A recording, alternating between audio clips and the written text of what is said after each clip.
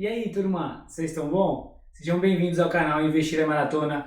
Hoje nós vamos falar aqui de um tema que tem me incomodado um pouco, que são as projeções aí do Ibovespa de 2021. Duas coisas me incomodam nesse fato, né? Primeiro, projeção. A gente está falando de futuro. Infelizmente, a gente não tem bola de cristal, a gente não sabe como vai ser em 2021 o resultado das empresas, que é o que movimenta as cotações. Então lembra sempre disso, bate no martelo aqui, eu bato muito no martelo aqui, que as cotações acompanham o lucro e não o contrário.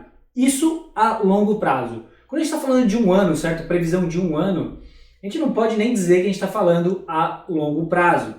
Então é mais um motivo do porquê não faz nenhum sentido a gente querer fazer previsão futura e ainda mais querer fazer previsão futura de curto prazo. A gente tem que analisar os números das empresas que a gente está querendo investir, do negócio, olhar para trás, certo? Por quê? Para ver a probabilidade daquela empresa continuar entregando resultado. É muito mais fácil uma empresa bem gerida, que há 15 anos, 20 anos entrega lucros consistentes, continuar entregando e, assim, por consequência, aumentar os seus lucros e te dar retorno, do que uma empresa totalmente quebrada, defasada, reverter uma situação e te dar resultado. Por isso que a gente olha para trás. Não é certeza de futuro, mas ele te dá uma garantia, uma probabilidade maior daquela empresa continuar dando resultado, porque ela tem uma boa gestão. Então o primeiro ponto que me incomoda quando a gente está falando de previsão de 2021 do Ibovespa é essa bola de cristal e ainda mais de curto prazo em relação aos números das empresas.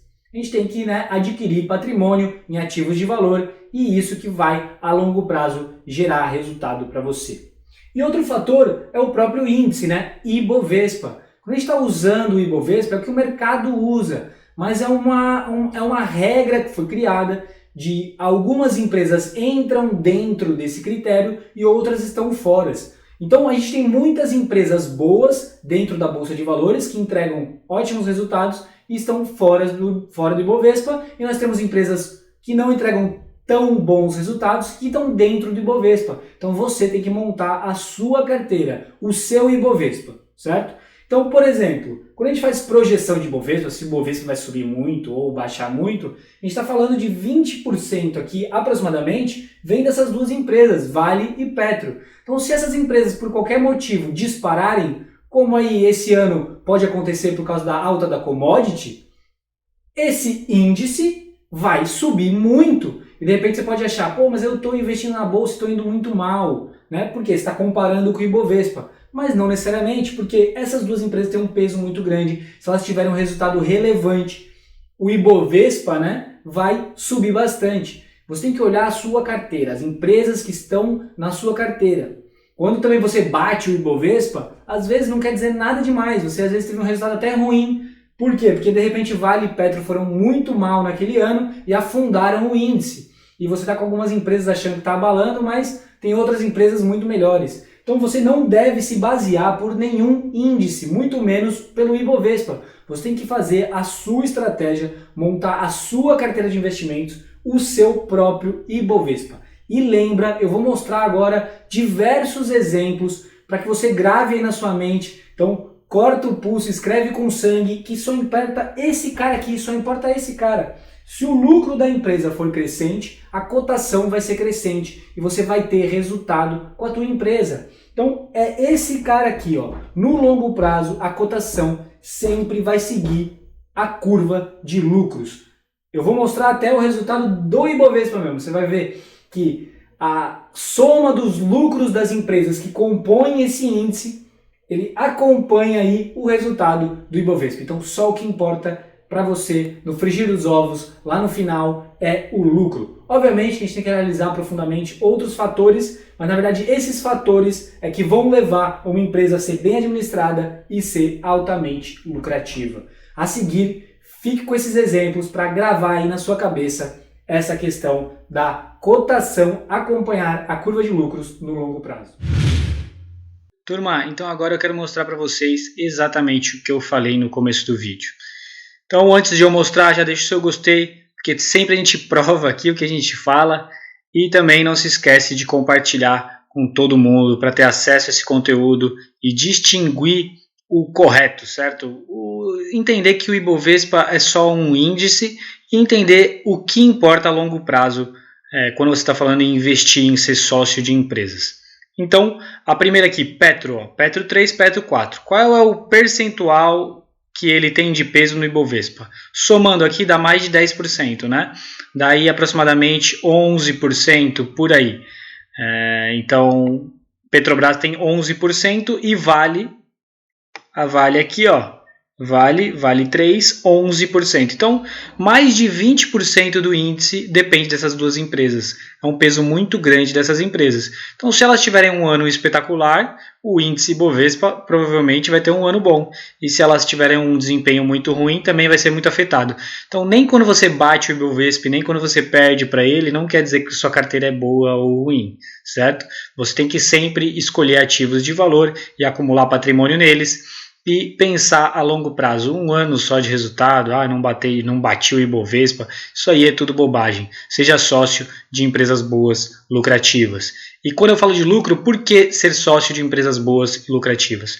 Porque no longo prazo é só isso que importa. Nós vamos ver aqui 2 gráficos para começar. Então aqui quando a gente está falando de Ibovespa, estou pegando até uma foto aqui do Baster.com, o mestre Baster aí, né? Então quando a gente pega aqui e olha, em vermelho vocês podem ver o Ibovespa aí nos últimos 18 anos e os lucros em azul. Olha como a curva aqui acompanha, né? A gente tem até alguns desgarramentos, mas a linha de tendência é exatamente a mesma. Ou seja, a cotação das empresas que compõem o Ibovespa acompanha o lucro das empresas que compõem o Ibovespa no longo prazo. Ah, mas isso é uma coincidência. Uma coincidência? Vamos ver também nos Estados Unidos. S&P 500 versus Earning Per Share, ou seja, né, os lucros por ação lá. Olha a curva aqui do Earning Per Share em preto e em azul é o índice S&P 500. Olha como é exatamente a mesma curva. Se você pegar aqui uma linha de tendência, vai ser exatamente igual. Ou seja, no longo prazo, desde 89 até 2019, ou seja, no longo prazo, sempre a cotação vai acompanhar o lucro.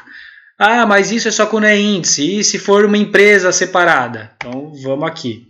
Olha aqui. Quando a gente está pegando Lojas Renner no Brasil, uma empresa brasileira. Então, o preço da ação em branco e em laranja o Earning Per Share, ou seja, lucro por ação.